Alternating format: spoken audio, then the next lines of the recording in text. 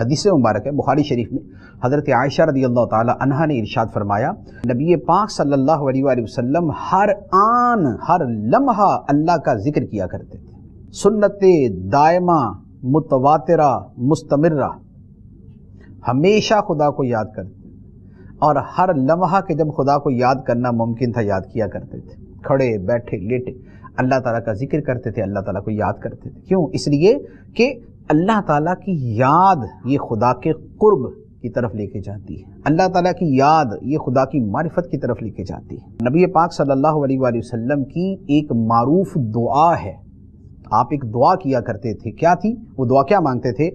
اللہ تعالیٰ کی بارگاہ میں عرض کرتے تھے، اللہم اعنی علی ذکرک و شکرک و حسن عبادتک، اے اللہ تو میری مدد فرما اپنے ذکر پہ کہ میں تجھے یاد کروں، تیرے یاد کرنے پر اے اللہ تو میری مدد فرما، اور تیرا میں شکر ادا کروں اس پہ میری مدد فرما، اور تیری میں اچھے طریقے سے عبادت کروں اس پر میری مدد فرما۔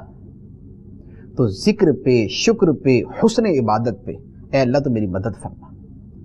تو دیکھیں نبی پاک علیہ السلام اتنی کثرت سے ذکر کرنے کے باوجود یہ دعا مانگتے ہیں کہ اے اللہ تو اپنا ذکر کرنے پہ، اپنی یاد کے اوپر میری مدد فرما۔ ذکر سے نبی پاک علیہ الصلوۃ والسلام کو اتنی محبت تھی۔